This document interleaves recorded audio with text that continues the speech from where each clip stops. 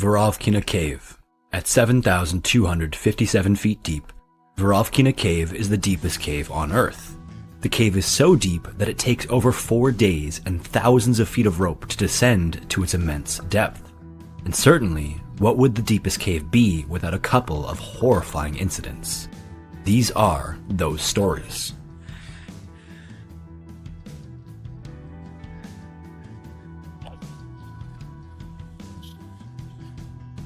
On the border of Russia and Georgia is a mountain range known as the Caucasus Mountains. This mountain range is notable for a few reasons.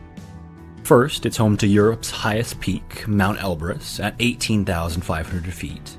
Then, on the western side of the region of Abkhazia is a sub-range of the Caucasus Mountains known as the Gagra Range.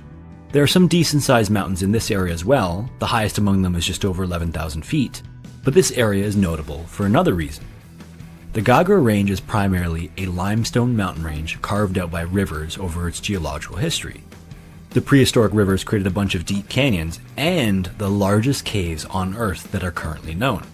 In fact, the Gagra Mountains are home to 4 of the deepest caves anywhere on Earth, and the deepest of these is Veryovkina Cave at over 7,000 feet deep. For context, that's the same as stacking 23 Statue of Liberties on top of one another. The entrance to Veryovkina Cave is also located at an altitude of 7,500 feet, meaning that you have to climb up a literal mountain to get to it. Once you're up there, you're still surrounded by the rocky cliffs of the mountain ranges, and then in the middle of these cliffs is a fairly unremarkable looking hole in the ground. It's obvious that it's the entrance to a cave, but you never expect it to descend for over a mile into the earth. When the entrance was first discovered in 1968 by a group of cavers, they only descended down to a depth of 377 feet before returning to the surface. Then in 1983, the cave was discovered for a second time by a separate team of speleologists from the Veryovkina Speleal Club from Moscow. Over the next 3 years, a series of expeditions pushed the depth to around 1,400 feet, but then for reasons that are unclear, there were no more expeditions until the year 2000. Work resumed again that year, but it would take all the way until 2015 to discover a new shaft that would unlock the true depth of Veryovkina Cave. By 2017, they had extended the maximum depth of the cave from 1,400 feet all the way to 7,200 feet and mapped over 17 kilometers of tunnels and passages. Then finally in March of 2018, the official deepest point of the cave was discovered at the bottom of a subterranean lake where the cave meets the water table, giving Veryovkina Cave a total depth of 7,257 feet, or 2,212 meters. 6 months later in September, the Veryovkina team returned once again to continue exploring the cave, and this time they were joined by photographers Robbie Stone and Jeff Wade. It was this same team of world-class cavers from the Veryovkina Club that made all of the seminal descents of Veryovkina and of the other deep caves in the Gagra mountain range. Led by team leader Pavel Demidov, this expedition would be returning to the bottom of Veryovkina Cave to collect samples of some of the potentially undiscovered species and explore some of the promising horizontal passages at the bottom of the cave, all while having Robbie and Jeff document the entire thing. Now, in an ordinary cave of moderate depth where you can descend and ascend in a single day, you'd still be bringing a decent amount of equipment because you need food and a bunch of climbing gear for every single person on the team. In caves as large as Veryovkina Cave, the descent is more similar to an expedition that you'd expect to see when climbing a tall mountain. If you've ever watched anything related to Mount Everest, you may have heard of the multi-camp system. These camps are established higher and higher up the mountain to store food and gear and for the climbers to sleep and stay in between climbing. For multi-day expeditions on a mountain or in a deep enough cave, the amount of gear becomes way too much to transport at a single time. People have to climb up and down in advance to transport load after load of the necessary equipment to ensure a safe attempt. And Veryovkina Cave is no different. In fact, because of how deep it is, it has a total of 6 camps at various depths on the way to the bottom. From the entrance, climbers have to put on special clothing, harnesses, and helmets fixed with headlamps. They then descend down the first shaft into the darkness and move through a series of tight tunnels and passages to reach the first camp at 2,000 feet. This camp is a permanently installed camp where gear and equipment are stored year-round for emergencies. Then, over the course of the next 4 days, Robbie, Jeff, and the Veryovkina Speleal Club made their way to Camp 6 all the way down at 6,900 feet. On their way, the temperature was just a few degrees above freezing. They crawled through mud and water, impossibly tight squeezes, and descended down 100-foot shafts over nothing but air. The thousands of feet of ropes that they used to make the descent were their only means of transportation in and out. Then finally, they set foot onto the flat, sandy Camp 6 set up in a large horizontal tunnel. This would be their home for the remainder of the expedition. Over the next 3 days, the team set out from their camp to complete all of the tasks they had intended. One of these was to bring Robbie and Jeff to the lake that sits at the bottom. When they got there, they were stunned to see this beautiful turquoise water surrounded by jet black limestone. The lake is 50 feet long, 25 feet wide, and is actually 28 feet deep. If not for the lights they brought, it would sit there in complete darkness, entirely without color. On day 7, everything was still going according to plan, and that day, 2 of the members of the team had to leave early to catch a flight home. When they got up to Camp 3, there was a ton of water pouring into the cave. A massive storm up on the surface had caused a flood pulse to send thousands of liters of water rushing in. Inside these caves, you can't really communicate wirelessly because of the thick layers of rock, so instead, cavers have to run a physical line the entire length of the cave to communicate. The 2 team members immediately tapped into the cable to warn the others about the flood pulse headed their way.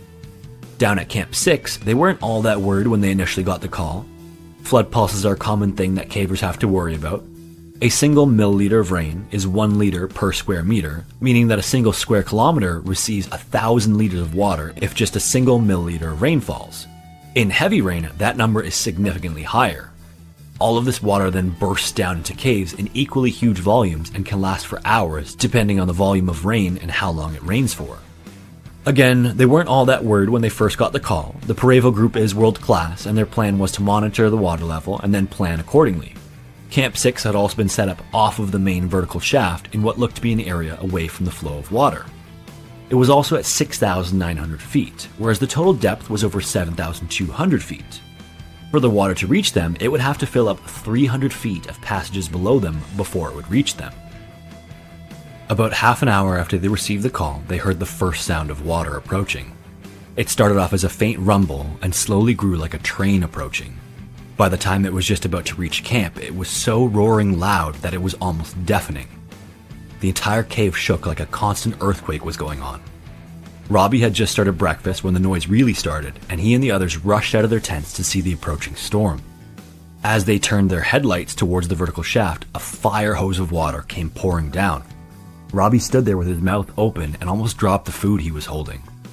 Not nearly as experienced as the Veryovkina team, Robbie was really concerned by the volume and speed of the water rushing in.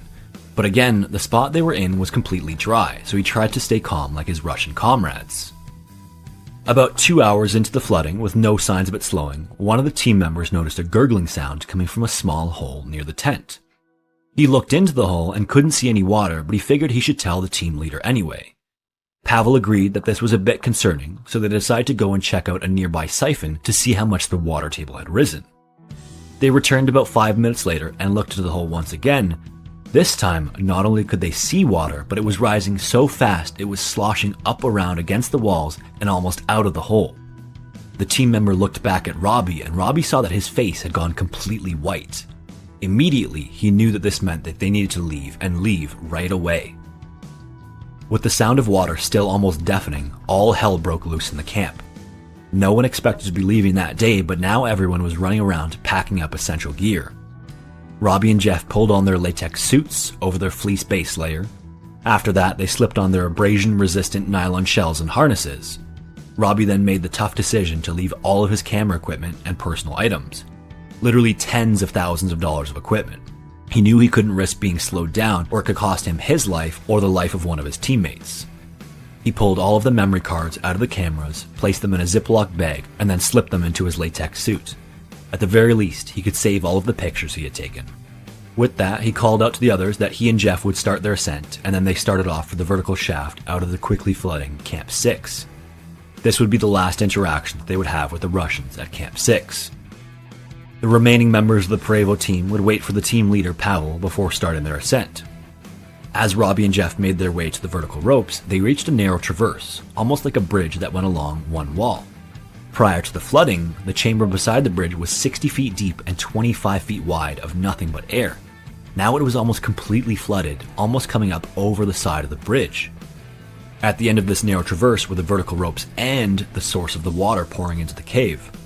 Robbie stepped into the waterfall pouring down from the shaft and clipped his ascenders to the rope. Then he put his head down, took a deep breath, and started making his way up the rope as the water pummeled him from above. The water was coming down so hard it felt like it was crushing and suffocating him. It was literally as if his head was being squashed into his shoulders. Thankfully, he was able to tuck his chin, which allowed the water to run off of his helmet and create a small air pocket for him to breathe. Focusing on just the white rope directly in front of his face, he moved his ascenders up rhythmically as fast as he could. Finally, he reached an area with a small outcropping that he could step on and out of the waterfall to look up. He saw that the rope was coming out of a shoulder-sized hole in the rocks, but this was also the source of the water. Coming out of this little hole was a fire hose of water that seemed to take up the entire space. He thought to himself that there was no way he was going to be able to make it through that intense downpour. At the same time, he couldn't just stop. He was the lead climber. Everyone else was coming up behind him, and there was no telling what the water was like down below.